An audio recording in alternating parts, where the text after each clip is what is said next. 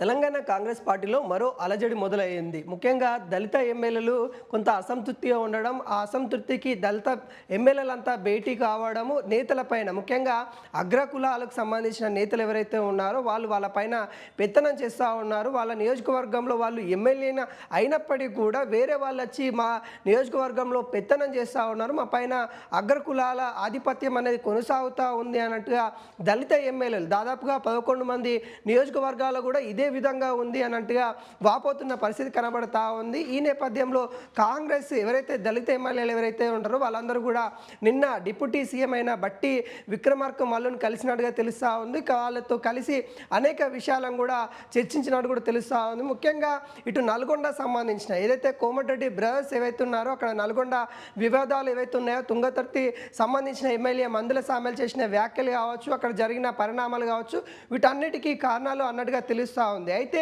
ఒక తుంగతుర్తికి సంబంధించిన ఎమ్మెల్యే విషయం కాదు, ఇక్కడ దళిత ఎమ్మెల్యేలందరి పరిస్థితి కూడా అదే విధంగా ఉంది అన్నట్టుగా ఎమ్మెల్యేలు అయితే వాపోతున్న పరిస్థితి కనబడతా ఉంది. ఈ అంశంపైనే ఖచ్చితంగా కాంగ్రెస్ పార్టీ అధిష్టానం కూడా ఫిర్యాదు చేస్తాము అంటూ కాంగ్రెస్ సంబంధించిన దళిత ఎమ్మెల్యేలు చెప్తున్న పరిస్థితి కనబడతా ఉంది.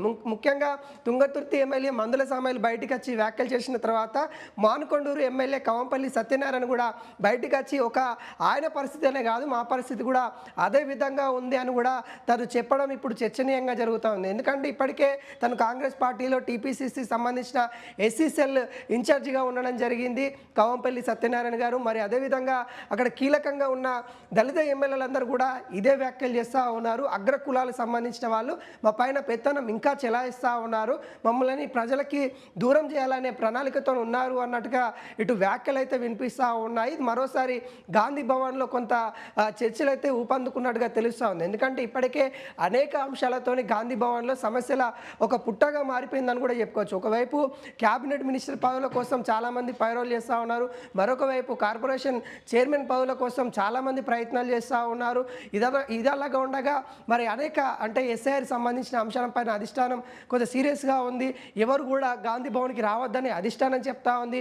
కానీ వీళ్ళు విమర్శలు ఒకరిపై ఒకరు విమర్శలు చేసుకుంటూ పదవుల కోసము గాంధీ భవన్కి వస్తూనే ఉన్న నేపథ్యం కనబడతా ఉంది. మొత్తానికి ఇటు తెలంగాణ కాంగ్రెస్ పార్టీలో కొంత దళిత ఎమ్మెల్యేలు అందరూ కూడా ఏకమవుతా ఉన్నారనే చర్చ అయితే మొదలైనట్టుగా తెలుస్తూ ఉంది. ముఖ్యంగా 11 నియోజకవర్గాలు ఎవరైతే కాంగ్రెస్ దళిత ఎమ్మెల్యేలు ఎవరైతే ఉన్నారో వాళ్ళందరూ కూడా ఒకే తాటిపైన ఒకే అంశం మీద చర్చించాలి. ఇటు అధిష్టానం ప్రభుత్వం పైన కూడా ఒత్తిడి తీసుకురావాలని కూడా చెప్తున్న పరిస్థితి కనబడుతూ ఉంది. అదేవిధంగా స్పెషల్గా అంటే ఆ నియోజకవర్గానికి ఎవరైతే దళిత ఎమ్మెల్యే ఉన్నారో దళిత ఎమ్మెల్యేలకు సంబంధించిన నియోజకవర్గం ఏదైతే ఉందో ఆ నియోజకవర్గానికి అదనముగా 10 కోట్ల రూపాయలు నిధులు కేటాయించాలి, బడ్జెట్ ఇవ్వాల్సిందే, మేము అదనంగా అభివృద్ధి చేయించుకోవాల్సిందే అన్నట్టుగా వాళ్ళు చెప్తున్న పరిస్థితి కనబడతా ఉంది. ఈ నేపథ్యంలో కొంత అయితే ఇప్పుడు ఆగస్టులో జరిగే సమావేశాలు ఏవైతే అసెంబ్లీ సమావేశాలలో కొంతవరకు అయితే దళిత ఎమ్మెల్యేలంతా ఈ అంశం మీదే మాట్లాడాలన్నట్టుగా చర్చించినట్టు కూడా చెప్పారు. అదేవిధంగా వీళ్ళందరికీ కూడా భరోసా అయితే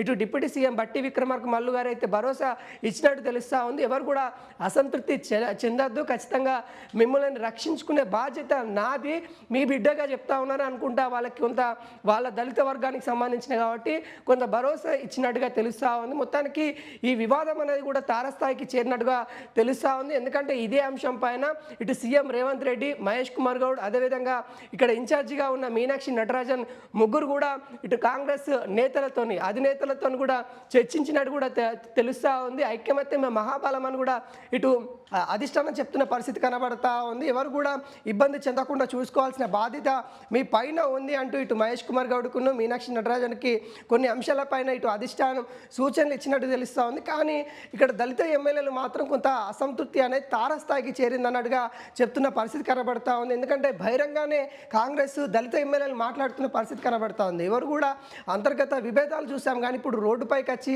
మాకు అన్యాయం జరుగుతూ ఉంది, మా పైన అగ్రకులాలు ఇంకా ఒత్తిడి తీసుకొని వస్తూ ఉన్నారు, మేము ఎమ్మెల్యేలంగా ఉన్నప్పటికీ కూడా మా షాడో ఎమ్మెల్యేలు అగ్రకులాల వాళ్ళే ఉన్నారు, మాకు ఏం జరగనీయట్లేదు, మేము ఏం పని చేయాలన్నా కానీ వాళ్ళు రావాల్సిన పరిస్థితి కనబడతా ఉంది అన్నట్టుగా ఆవేదన అయితే చెందుతున్న పరిస్థితి కనబడతా ఉంది. మొత్తానికి ఈ వివాదం అయితే హైకమాండ్ దగ్గర కూడా పోయినట్టు కూడా తెలుస్తూ ఉంది. హైకమాండ్ కూడా ఎవరు కూడా అసంతృప్తి చెందొద్దని కూడా చెప్తా ఉంది. మరి దీనిపైన ఇక్కడున్న నేతలు కావచ్చు, అధినేతలు కావచ్చు ఎటువంటి నిర్ణయాలతో ముందుకొస్తారనేది కూడా చూడాల్సిన పరిస్థితి కనబడతా ఉంది. ప్రధానంగా వాళ్ళు 2 2 డిమాండ్లు అయితే పెడుతున్న పరిస్థితి కనబడతా ఉంది. ఒక డిమాండ్ మాత్రం ఏదైతే ఎస్సీ రిజర్వ్డ్ నియోజకవర్గం ఉంటుందో ఆ నియోజకవర్గానికి 10 కోట్ల రూపాయలు అదనంగా బడ్జెట్ ఇవ్వాలి. అదేవిధంగా అక్కడ ప్రాతినిధ్యం వహిస్తున్న ఎమ్మెల్యేకి గౌరవం కలిగించే విధంగా అక్కడున్న స్థానిక మంత్రులు కావచ్చు, అక్కడున్న ఎంపీలు కావచ్చు, వాళ్ళకి మర్యాద ఇవ్వాల్సిందే, వాళ్ళకి గౌరవ హోదా ఇవ్వాల్సిందే అన్నట్టుగా కోరుతున్న పరిస్థితి కనబడతా ఉంది. దీనిపైన కూడా